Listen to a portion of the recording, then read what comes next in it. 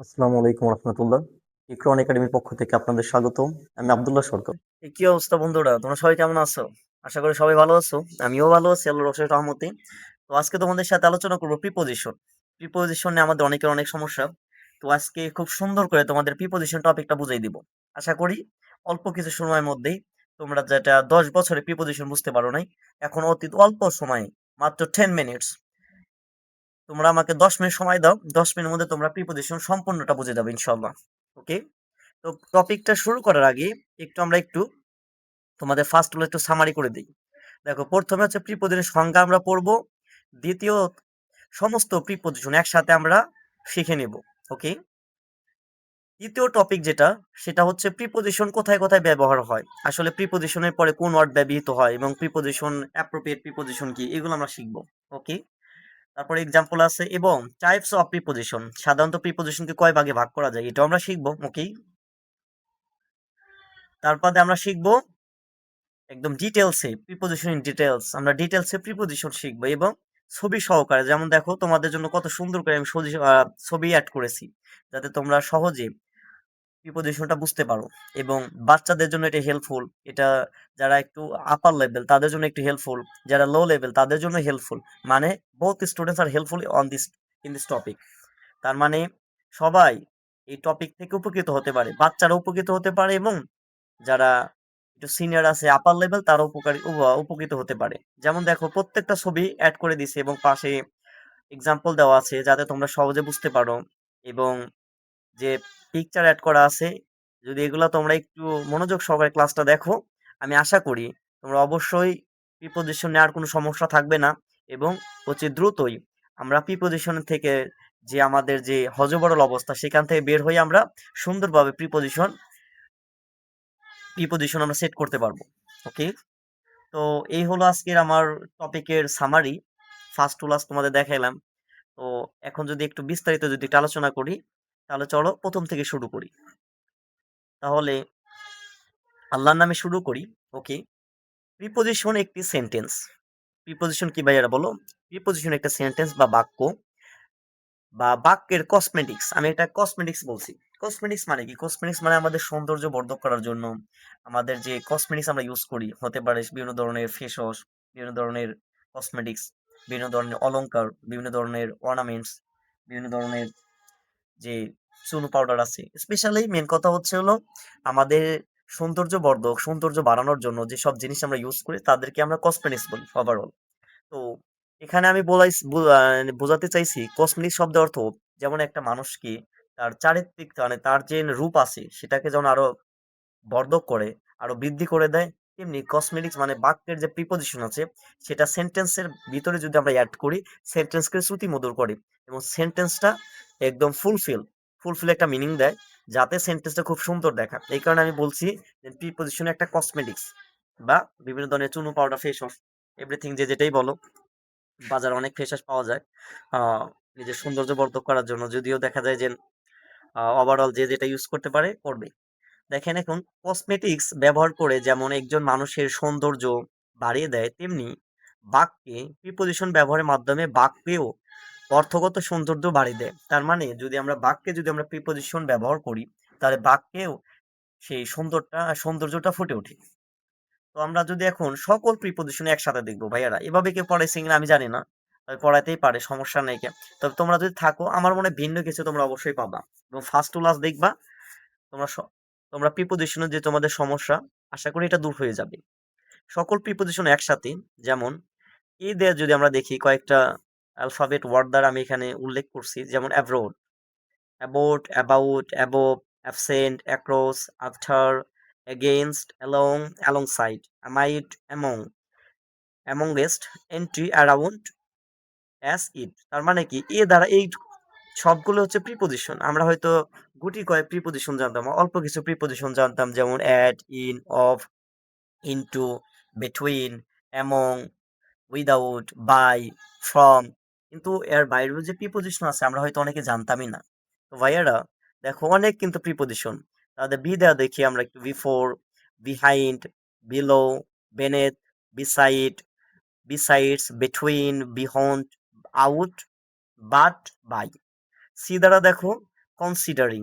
আবার বলতে পারবা এখানে আইএনজি যুক্ত আছে, হ্যাঁ আইএনজি যুক্ত প্রিপজিশন আছে। যখন আমরা টাইপস অফ প্রিপজিশন দেখবো তখন তোমরা অবশ্যই বুঝতে পারবা যে ভার্বের সাথে আইএনজি যুক্ত হলেও বা ওয়ার্ডের সাথে আইএনজি যুক্ত হলে সেটা প্রিপজিশন হয়ে যায়। ওকে, কনসিডার, কনসিডারিং, কনসিডারিং, এটা দুইবার দিছি। দেখো এই দুইটা কিন্তু আলাদা। কনসিডার এটা হলো কনসার্নিং, এটা হচ্ছে কনসার্নিং, আর এটা হচ্ছে কনসিডারিং। তো ডি তে যদি দেখি আমরা ডিসপাইট, ডাউন, ডিউরিং। যদি ই আলফাবেট ওয়ার্ড দ্বারা আমরা দেখি, এখানে বলছে হলো অ্যাকসেপ্ট, অ্যাকসেপ্টিং, এক্সক্লুডিং। এফ দ্বারা আছে for, form, far, forward, failing, following. G দ্বারা আছে গিভেন, ইন দ্বারা আছে ইনটু, ইনটু, ইনসাইড। এম দ্বারা আছে মাইনাস, এন দ্বারা আছে নিয়ার, নিয়ার মানে পাশে। এগুলো সব ওয়ার্ডগুলো আমরা শিখবো এক এক করে। অফ, এটা হলো অফ। সাধারণত সুইচ অফের ক্ষেত্রে আমরা এই অফ ইউজ করি। On, out, onto, outside, opposite, over, past, far, plus, providing এটা পি দ্বারা, দেখো আর দ্বারা দেখো রাউন্ড, রিগার্ডিং, এগুলো কিন্তু সবই কিন্তু প্রিপোজিশন ভাইয়ারা। Since, save, to, towards, through, than. U দ্বারা দেখো upon, up, under, under, unlike, until. V দ্বারা দেখো ভার্সেস, ভায়া। ডাব্লিউ দ্বারা উইদাউট, উইথিন, উইদাউট, উর্থ। তার মানে কি এই যে এগুলা শব্দগুলো আমরা যে সবগুলা দেখলাম, এই সবগুলাই কিন্তু ভাইয়ারা প্রিপোজিশন। বুঝান পারছি ভাইয়ারা?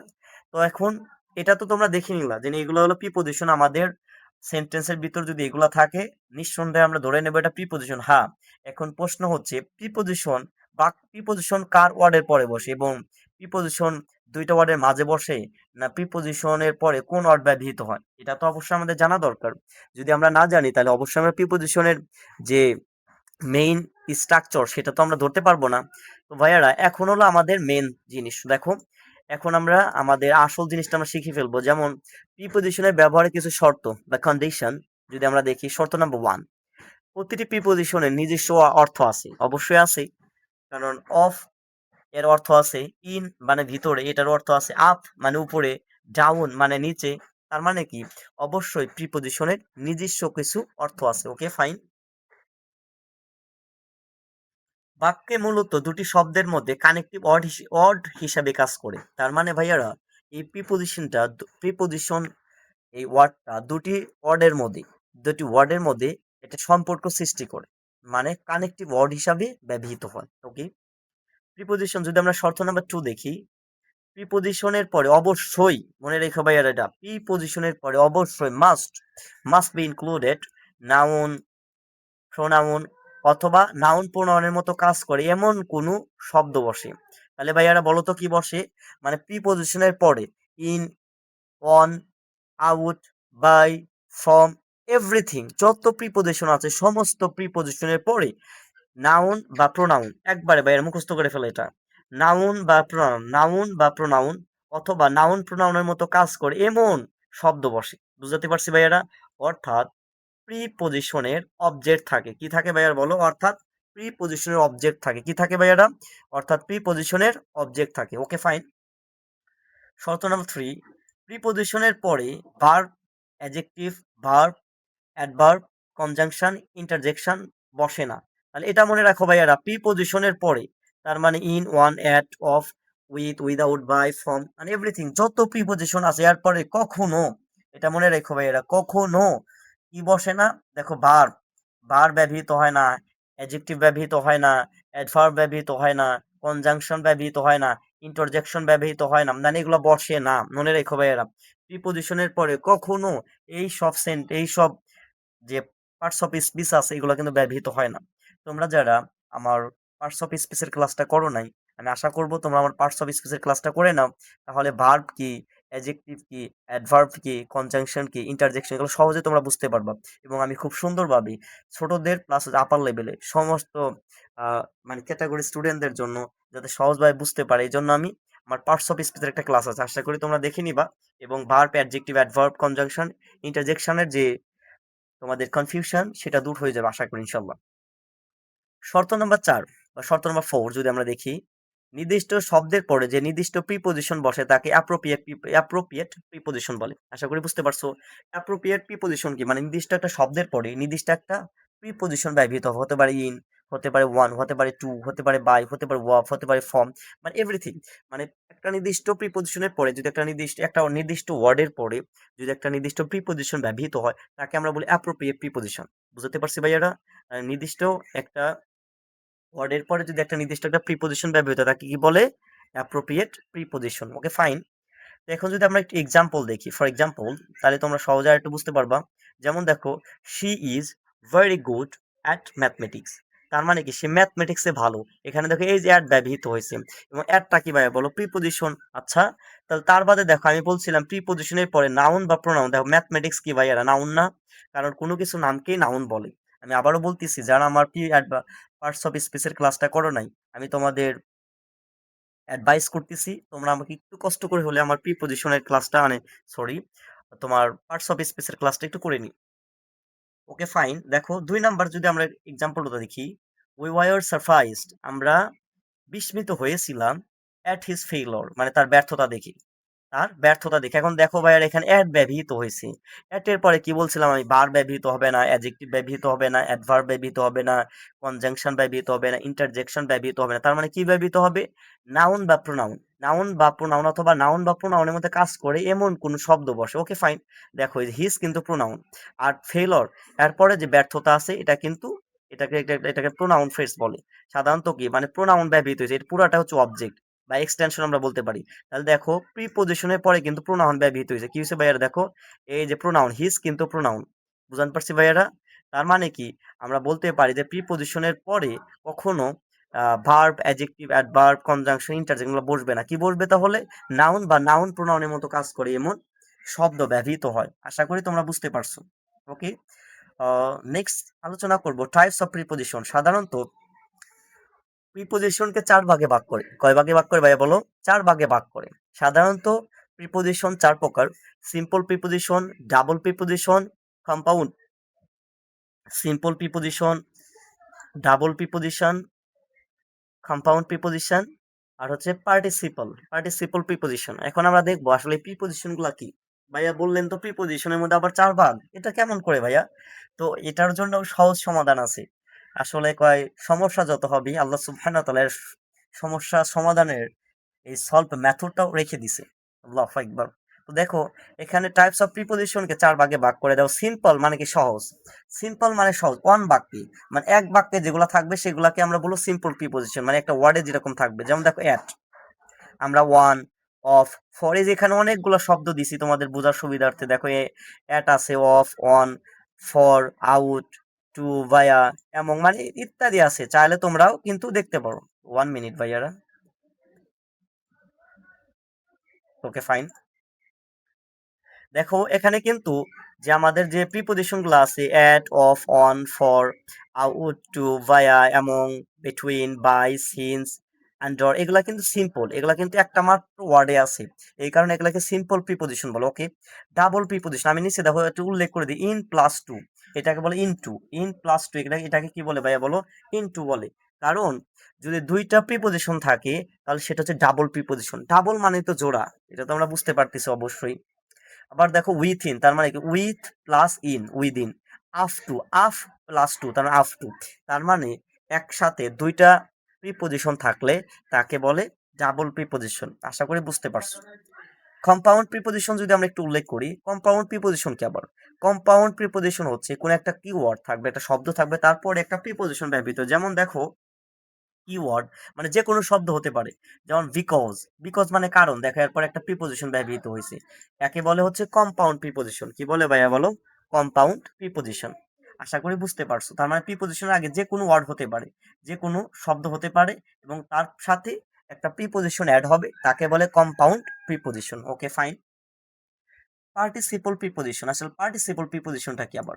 পার্টিসিপল প্রিপজিশনটা ভাইয়া হচ্ছে কিওয়ার্ড, মানে যে কোনো শব্দ থাকবে তার সাথে আইএনজি যুক্ত হতে পারে, ইএন হতে পারে, অথবা ইডি হতে পারে।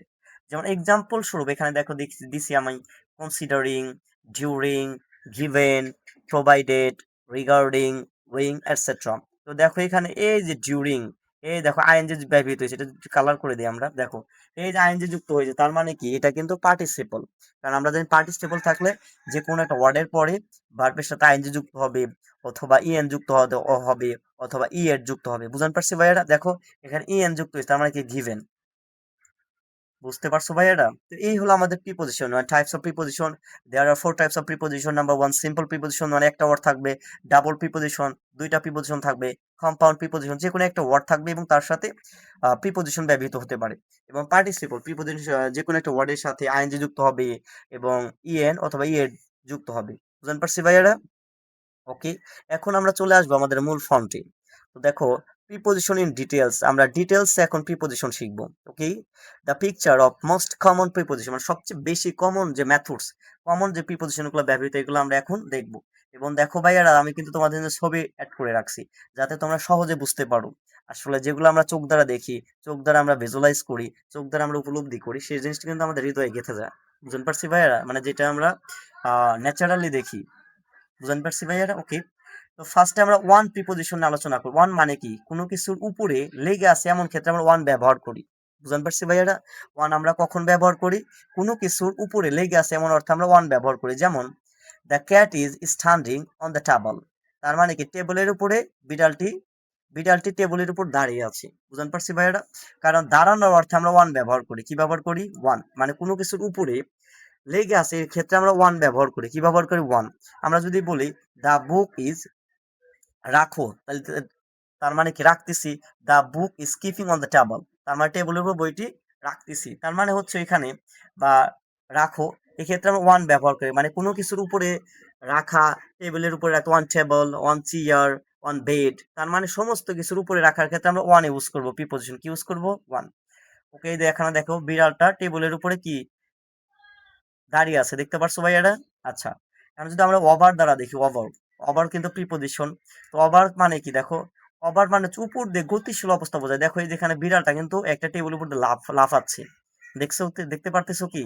এই যে একটা টেবিলের উপর দিয়ে কিন্তু লাফাচ্ছে, এক্ষেত্রে আমরা প্রিপোজিশন ওভার ইউজ করব। যেমন the cat jumped over the table and sat by the window, তার মানে বিড়ালটি টেবিলের উপর দিয়ে লাফ দিয়েছে, বিড়ালটি টেবিলের উপর দিয়ে লাফ দিয়েছে এবং কি করছে? সার্ড বাই দ্য উইন্ড, এবং জানালার পাশে বসে আছে, জানালার পাশে বসেছে, তার মানে বিড়ালটি টেবিলের উপরে লাফাচ্ছে বা লাফ দিয়েছে, অ্যান্ড সার্ড বাই দ্য উইন্ডো, এবং জানালার পাশে বসেছে।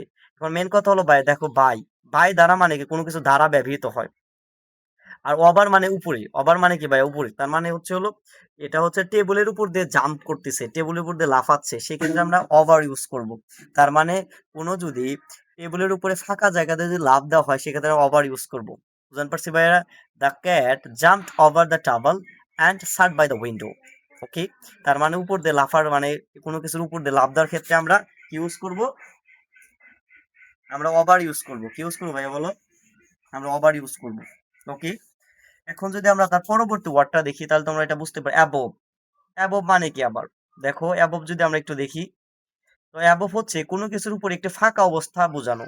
তার মানে কোনো কিছুর উপর একটু ফাঁকা অবস্থা বোঝানো। যেমন দেখো, এই যে একটা বক্স আছে, বক্স দেখতে পাচ্ছ, একটা বাচ্চা আছে উপরে, একটা little girl, so beautiful girl, একটা লিটল বেবি, তিনি কি করছে? টেবিলের উপর একটু দাঁড়িয়ে আছে, দেখো। কারণ মেন কথা হলো, দেখাইছে একটা বেলুন উপরে হাতে আছে এবং টেবিলের যে একটা বক্স, বক্সের উপরে একটু ফাঁকা আছে, দেখো পায়ের নিচে কিন্তু ফাঁকা। তার মানে এরকম ফাঁকা অবস্থা থাকলে সেক্ষেত্রে আমরা অ্যাবভ ইউজ করবো। কি ইউজ করবো? অ্যাবভ ইউজ করবো ভাইয়ারা। বুঝতে পারছি ভাইয়া? The girl is jumping above the box, তাহলে the girl is jumping above the box. সাধারণত কোনো কিছুর উপর দিয়ে লাফানোর ক্ষেত্রে, সেক্ষেত্রে আমরা, তার মানে কি ভাইয়ারা? বুঝতে পারছো? তার মানে অ্যাবভ মানে কোনো কিছুর উপর একটু ফাঁকা অবস্থা আছে, এই ক্ষেত্রে আমরা অ্যাবভ ইউজ করব। The girl is jumping above the box, তার মানে বালিকাটি বক্সের উপর দিয়ে লাফাচ্ছে। তার মানে মেন কথা হলো ফাঁকা জায়গা। মেন কথা ভাই দেখো, একটু ফাঁকা আছে কিন্তু, সেক্ষেত্রে আমরা অ্যাবভ ইউজ করবো। কি ইউজ করবো? অ্যাবভ। আর এখানে ওভার হচ্ছে গতিশীল বুঝাইলে, কি বুঝাই ভাইয়া? গতিশীল বুঝলে ওভার। যেমন আমরা বলতে পারি যে হচ্ছে হলো, যদি আমাদের মাথার উপর এরোপ্লেন উড়ে যাচ্ছে, সেক্ষেত্রে কিন্তু আমরা গতিশীল বুঝালে, উপর দিয়ে গতিশীল অবস্থা বলে আমরা ওভার ইউজ করবো। বুঝতে পারছি ভাইয়া? আর উপর একটু ফাঁকা অবস্থান আছে, সেই ক্ষেত্রে আমরা অ্যাবভ ইউজ করবো। The girl is jumping above the box, বালিকাটি বক্সের উপর দিয়ে লাফাচ্ছি। বুঝতে পারছি ভাইয়ারা? And the beside, beside মানে কি? বি সাইড মানে পাশে, মানে বক্সের পাশে বসে থাকা, বা কোনো একটা বেঞ্চের পাশে বসে থাকা, কোনো সিটের পাশে বসে থাকা হতে পারে। যেমন দেখো, বিসাইড মানে একেবারে পাশে বোঝাতে, মানে একদম সাথে বসে আছে, হেলান দিয়ে হতে পারে। যেমন দেখো, the girl is sitting still beside the box, তার মানে বালিকাটি বক্সের পাশে স্থির হয়ে বসে আছে। বুঝতে পারছি ভাইয়ারা? মানে মেন কথা হলো সিটিং, সিটিং মানে কি? বসে থাকা। তাহলে দ্য গার্ল ইজ সিটিং মানে বালিকাটি বসেছে স্টিল, স্থির ভাবে। বিসাইড মানে কি? পাশে, দ্য বক্স কার পাশে? বক্সের পাশে। তার মানে বালিকাটি বক্সের পাশে স্থির হয়ে বসে আছে। ওকে, বিসাইড মানে একেবারে পাশে। ওকে, তারপরে দেখো বিহাইন্ড, বিহাইন্ড মানে কি ভাইয়া? বিহাইন্ড মানে পিছনে। বিহাইন্ড মানে কি? পিছনে। দেখো একটা বক্স আছে, এই বক্সের পিছনে কিন্তু ওই বালিকাটা আছে, বালিকাটা আছে। তার মানে কি? বিহাইন্ড মানে কি? পিছনে। The girl is Peking out behind the box, তার মানে বালিকাটি পিকিং আউট মানে উকি দেওয়া। পিকিং আউট মানে কি ভাইয়া বলো? পিকিং আউট মানে উকি দেওয়া। তার মানে বালিকাটি, the girl is Peking out behind the box, বালিকাটি বক্সের পিছন থেকে উকি দিতেছে বা উকি দিচ্ছে। বুঝতে পারছি ভাইয়েরা? এটা হলো বিহাইন্ড মানে পিছনে। নিয়ার মানে কি? নিয়ার মানে একেবারে মানে কাছে, দূরত্বর দিক থেকে খুবই কাছে, সেই ক্ষেত্রে আমরা নিয়ার ইউজ করব। যেমন the girl is sitting near the box waiting some pencil, তার মানে বালিকাটি বক্সের পাশেই বা বক্সের খুবই কাছে বসে আছে, ওয়েটিং সাম পেন্সিল মানে কিছু কলমের জন্য বক্সের পাশেই বসে আছে। সেক্ষেত্রে মানে কি? দূরত্বর দিক থেকে নিয়ার মানে খুবই কাছে, মানে বক্সের খুবই কাছে বসে আছে। কিসের জন্য? ওয়েটিং সাম পেন্সিল, কিছু কলমের জন্য বা কিছু রুলের জন্য বসে আছে। বুঝতে পারছি ভাইয়েরা? নিয়ার মানে কি? একবারে কাছে বসে আছে, সেক্ষেত্রে আমরা নিয়ার ইউজ করব। দ্য গার্ল ইজ সেটিং মানে আমার হাতের নাগালের মধ্যেই মনে পড়তে পারো, বা আমি হাত দিয়ে ধরতে পারি, এরকম কিছু যদি আমার হাতের সামনে থাকে, সেক্ষেত্রে আমরা নিয়ার ইউজ করব। তাহলে the girl is setting near the box waiting some pencil. Okay, আর ইন মানে কি? ইন মানে ভিতরে। ইন মানে কি ভাইয়া বলো? ইন মানে ভিতরে। The girl is now in the box, বালিকাটি বক্সের ভিতরে আছে বা মধ্যে আছে। সেক্ষেত্রে ইন মানে ভিতরে। ইন মানে কি ভাইয়া বলো? ইন মানে ভিতরে। বুঝতে পারছি কথা? ইন মানে ভিতরে বা মধ্যের ক্ষেত্রে আমরা ইন ইউজ করব। বুঝতে পারছি কথা? যেমন দা দা দা প্লেয়ার আমরা বলতে পারি the player is playing in the playground, তার মানে কি? মানে খেলোয়াড়রা খেলার মধ্যে খেলতেছে, মানে মাঠের মধ্যে খেলতেছে। বুঝতে পারছি? তার মানে মাঠের মধ্যে যদি ইউজ করি, ইন ইউজ করবো আমরা। ইউজ করব ইন।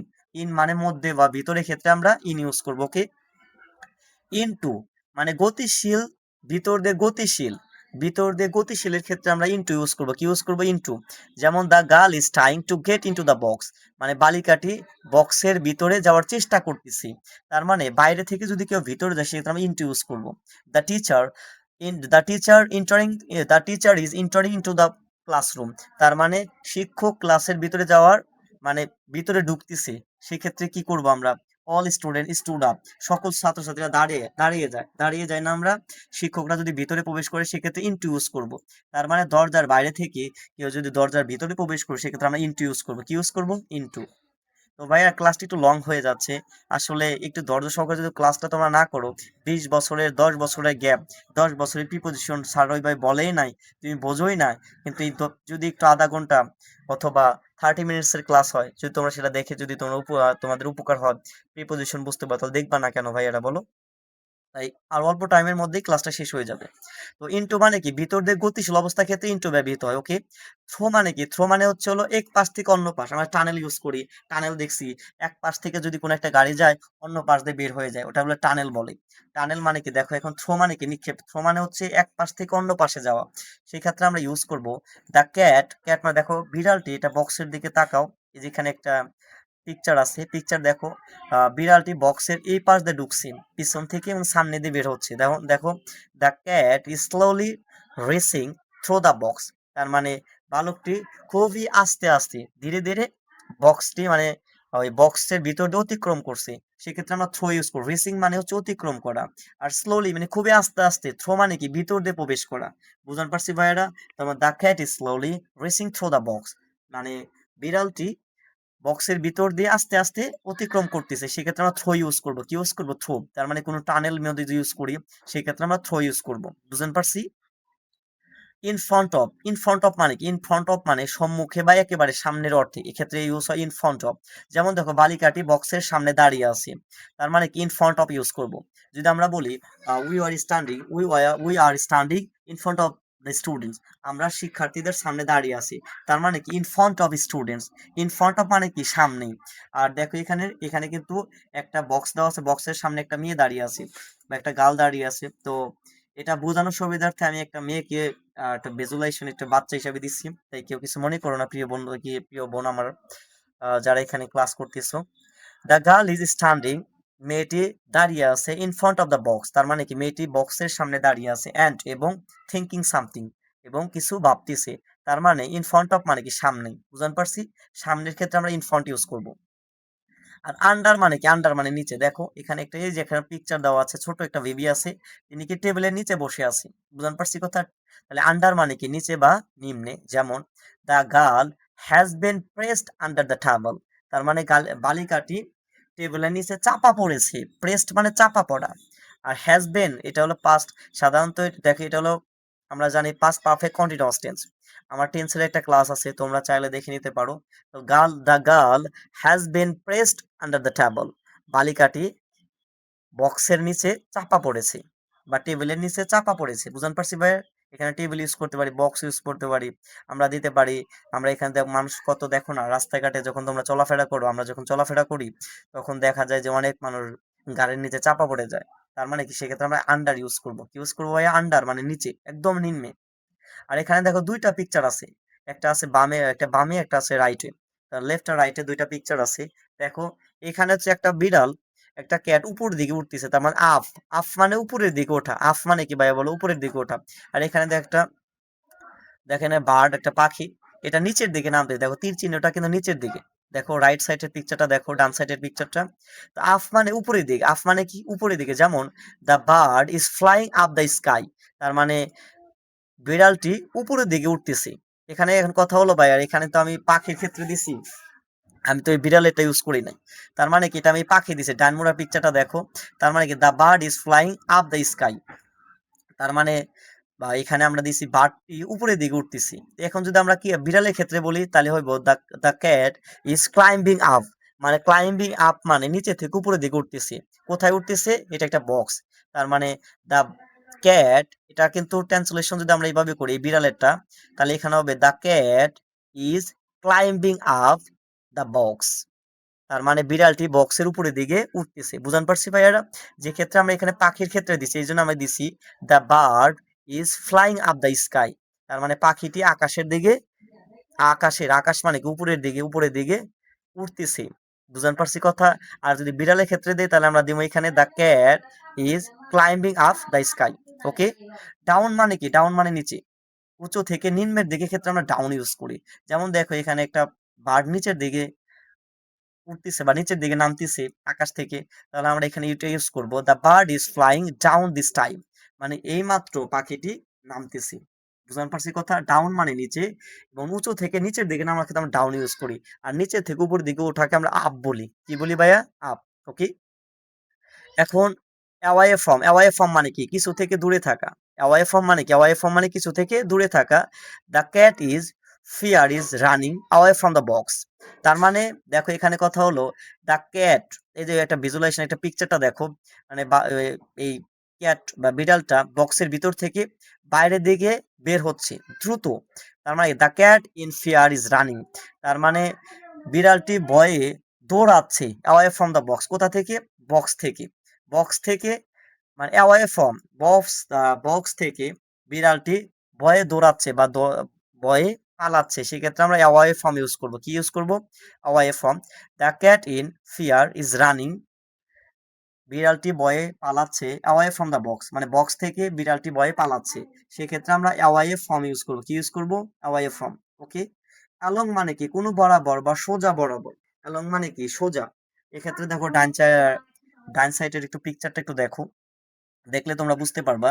এখানে আছে the bird is running along the road. মানে পাখিটি রাস্তা বরাবর, মানে রাস্তা সোজা। এক্ষেত্রে একা একা বা সোজা ক্ষেত্রে দেখো এখানে কিন্তু একটা ভেজুলেশন পিকচারটা দেওয়া হয়েছে, এবং পাখি কিন্তু সামনের দিকে রাস্তা বরাবর হাঁটতেছে। তার মানে দ্য বার্ড ইজ রানিং পাখিটি হাঁটতেছে অ্যালং দ্য রোড, রাস্তা বরাবর, সেক্ষেত্রে আমরা অ্যালং ইউজ করবো। মানে কোনো কিছু বরাবর ইউজ করলে আমরা অ্যালং ইউজ করবো। কি ইউজ করবো? অ্যালং। ওকে। পাস্ট মানে কি? কোনো কিছু পাশ দিয়ে কোনো কিছু অতিক্রম করার ক্ষেত্রে আমরা পাস্ট ইউজ করি। The bird flew past the box, মানে পাখিটি বক্সের পাশ দিয়ে উড়ছে। এখন কথা হলো, এখন এই যে দেখো পাস্ট মানে কি? বক্সের পাশ দিয়ে, আমাদের বলি না আমাদের পাশ দিয়ে কেউ হেঁটে যাচ্ছে, সেক্ষেত্রে আমরা পাস্ট ইউজ করবো। বুঝতে পারছি? সেক্ষেত্রে আমরা এখানে দেখো পাখিটা বক্সের পাশ দিয়ে যাচ্ছে, সেই জন্য আমরা ইউজ করছি the bird flew past the box, মানে পাখিটি বক্সের পাশ দিয়ে উড়েছিল। ওকে। বেটুইন মানে কি ভাইয়ারা? দেখো এই তিনটা ক্লাস, এটাই তিনটাই আছে, তিনটার পরে ক্লাসটা শেষ হয়ে যাবে। যেমন দেখো বেটুইন মানে কি? দুইয়ের মাঝে, এই বালিকাটি দুইটা বক্সের মাঝে দাঁড়িয়ে আছে, সেক্ষেত্রে আমরা বিটুইন ইউজ করব। বিটুইন মানে দুইয়ের মাঝে। বিটুইন মানে কি ভাই বলো? দুইয়ের মাঝে। The girl is standing still between the two boxes, বালিকাটি দুটি বক্সের মাঝে স্থির হয়ে দাঁড়িয়ে আছে। তার মানে কি? দুটি বক্সের মাঝে থাকলে আমরা বিটুইন ইউজ করব। কি ইউজ করবো ভাইয়া বলো? দুটি বক্সের মাঝে থাকলে আমরা বিটুইন ইউজ করব। তোমরা বলতে পারো বিটুইন আমরা অনেকে দেখছি বিটুইন ইউজ করতে পারে না, বোঝে না বিটুইনটা কি। আরে ভাই বিটুইন মানে দুইটা বস্তু থাকতে হবে তার মাঝে। তার মানে আমরা যদি বলি যে বালকগুলোর দুইটা আপেল, মানে দুইটা বালকের মধ্যে একটা আপেল ভাগ করে দাও, সেক্ষেত্রে বিটুইন ইউজ হবে। আর যদি অনেকগুলা বালক থাকে, অনেকগুলা বালকের মধ্যে আপেলটা ভাগ করে দাও, সেক্ষেত্রে এমং ব্যবহৃত হবে। কি ব্যবহৃত হবে? এমং। যেমন দেখো দুইয়ের মাঝে যদি স্থির হয়ে দাঁড়িয়ে থাকে, সেক্ষেত্রে আমরা ব্যবহার করি বিটুইন। এবং দুইয়ের অধিক যদি থাকে, দেখো এই যে এমং এর ক্ষেত্রে দুইয়ের অধিক যদি থাকে, সেক্ষেত্রে আমরা এমং ইউজ করব। যেমন the cat is sitting among the boxes, মানে বিড়ালটি অনেকগুলো বক্সের বক্সের এখানে কথা হলো সেটিং, মানে বসে আছে। তার মানে কি? The cat is setting among the boxes, বিড়ালগুলো অনেকগুলো বক্সের উপর বসে আছে, সেক্ষেত্রে আমরা অ্যামং ইউজ করব। তার মানে অনেকগুলা বক্স থাকলে সেক্ষেত্রে অ্যামং ইউজ করব, অনেকগুলা বালক থাকলে সেক্ষেত্রে আমরা অ্যামং ইউজ করব, এবং দুইজন থাকলে সেক্ষেত্রে আমরা বিটুইন ইউজ করব। ইউজ করবো ভাইয়া, দুটা বস্তুর মধ্যে পার্থক্য হলে বিটুইন, দুইয়ের অধিক বস্তুর মধ্যে পার্থক্য হলে অ্যামং ইউজ হয়। সহজ কথা। ওকে। এখন যদি টু দেখি আমরা একটু, দেখো এই পিকচারটা দেখো, টু আর অ্যাট এর পিকচার। টু মানে হচ্ছে একটা ডিরেকশন, একটা দেখো একটা গন্তব্য, পাখিটা একটা বক্সের দিকে যে একটা রেড চিহ্ন দ্বারা, রেড সাইন দ্বারা দেখানো হয়েছে, মানে পাখিটার মানে এই বক্সের দিকে আসতেছে। আর অ্যাট মানে একটা নির্দিষ্ট স্থান, বক্স মানে বক্সের একটা নির্দিষ্ট স্থানে পাখিটি দাঁড়িয়ে আছে। তো এই ক্ষেত্রে আমরা বলতে পারি টু মানে কোনো নির্দিষ্ট গন্তব্য বা দিকে বা লক্ষ্যর দিকে আমরা বলতে পারি। যেমন the bird is flying to the cardboard box, মানে পাখিটি বক্সের দিকে উঠতেছে। এখন কথা হলো বক্সের দিকে, এখন দিকের ক্ষেত্রে কিন্তু টু ইউজ হয়। বুঝতে পারছি ভাইয়া? দিকের ক্ষেত্রে আমরা টু প্রিপজিশন অ্যাড করি। The bird is flying to the cardboard box, তার মানে পাখিটি বক্সের দিকে যাচ্ছে। এখন কথা হলো বক্সের দিকে উঠতেছে, তার মানে দিকে, কোন দিকে? বক্সের দিকে, এই কারণে কিন্তু টু ইউজ করছি আমরা। Okay fine. অ্যাট মানে এতে বা নির্দিষ্ট স্থানে আমরা অ্যাট ইউজ করব। যেমন দেখো the bird is standing at the specific spot on top of the box, সেক্ষেত্রে দেখো অ্যাট মানে কি? নির্দিষ্ট একটি স্থানে, তার মানে নির্দিষ্ট একটি স্থানের ক্ষেত্রে আমরা অ্যাট ইউজ করব। যেমন পাখিটি বক্সে, দেখো দ্য বার্ড ইজ স্ট্যান্ডিং মানে পাখিটি দাঁড়িয়ে আছে অ্যাট দ্য স্পেসিফিক স্পট, মানে নির্দিষ্ট একটা স্থানের নির্দিষ্ট একটা বিন্দুতে পাখিটি দাঁড়িয়ে আছে অন দ্য টপ মানে উঁচুতে, অফ দ্য বক্স মানে বক্সের উপরে, সেক্ষেত্রে আমরা কি ইউজ করবো? দেখো এই যে পাখিটি বাক্সের একদম উপরস্থ একটি নির্দিষ্ট বিন্দুতে দাঁড়িয়ে আছে। তার মানে কি? মানে মেন কথা হলো কোনো নির্দিষ্ট স্পেসিফিক ক্ষেত্রে আমরা অ্যাট ইউজ করব। তার মানে the bird is standing at the specific spot on the top of the box, তার মানে পাখিটি বক্সের একটা নির্দিষ্ট বিন্দুতে আছে, তার মানে নির্দিষ্ট বিন্দুর ক্ষেত্রে আমরা অ্যাট ইউজ করব। তো ওয়েলকাম ফর ওয়াচিং ভিউয়ার্স, এই হলো আজকে আমাদের ক্লাস। একটু যদি আবার সামারি করে দেই, অ্যাট মানে হচ্ছে গন্তব্য বা দিকে, অ্যাট মানে নির্দিষ্ট স্থানে, এমন মানে হচ্ছে দুইয়ের অধিক, বিটুইন মানে দুইয়ের মাঝে, পাস মানে কোনো কিছুর পাশে, অ্যালং মানে রাস্তা বরাবর, আর অ্যাওয়ে ফ্রম মানে কিছু থেকে দূরে থাকা মানে পালিয়ে যাওয়া, আবার ডাউন মানে কি? নিচের দিকে, আপ মানে উপরের দিকে, আন্ডার মানে হচ্ছে হলো আন্ডার মানে নিচে, বা ইন ফ্রন্ট অফ মানে সম্মুখে বা একেবারে সামনে, থ্রো মানে কি? এক পাশ থেকে অন্য পাশে, তার ইনটু মানে ভিতর দিয়ে গতিশীল, ইন মানে ভিতরে, নিয়ার মানে একেবারে পাশে, বিহাইন্ড মানে হচ্ছে হলো তোমার পিছনে, আর বিসাইড মানে কি? একেবারে পাশে বোঝাতে আমরা বিসাইড ইউজ করি। অ্যাবভ মানে কি? কোনো কিছুর উপরে ফাঁকা আছে এরকম ক্ষেত্রে অ্যাবভ। আবার গতিশীল, উপর দিয়ে গতিশীল বোঝালে আমরা সেটাকে আমরা ব্যবহার করবো হচ্ছে ওভার। সাধারণত আমাদের উপরে যে একটু ফ্যান আছে সেটা অ্যাবভ ইউজ করবো। বুঝতে পারছি? আবার ওয়ান মানে কি? নির্দিষ্ট কিছুর উপর লেগে আছে, এমন ক্ষেত্রে আমরা ওয়ান ইউজ করব। তো আশা করি ভাইয়ারা তোমরা বুঝতে পারছো। এই হলো আজকের আমাদের ক্লাস ছিল, এবং এটা প্রিপোজিশনকে 4 ভাগে ভাগ করে। এটা কিছু শর্ত, যে প্রিপোজিশনের পরে অবশ্যই একটা কানেক্টিভ ওয়ার্ড হিসেবে কাজ করে, এবং প্রিপোজিশনের পরে অবশ্যই নাউন প্রোনাউন, নাউন প্রোনাউনের মতো এরকম ওয়ার্ড ব্যবহৃত হয়, এবং প্রিপোজিশনে অবজেক্ট থাকে। প্রিপোজিশনের পরে কখনো verb, adjective, preposition, adverb, verb, adjective, adverb, conjunction, interjection এগুলো বসে না। তো আশা করি এই হলো আমাদের টোটাল একটা প্রিপোজিশন প্যাকেজ। ক্লাসে যদি ক্লাব ভিডিওটা ভালো লাগে, লাইক, কমেন্ট, শেয়ার দিয়ে পাশে থাকো এবং পরবর্তী ভিডিওর জন্য অপেক্ষা করো। আসসালামু আলাইকুম ওয়া রাহমাতুল্লাহ।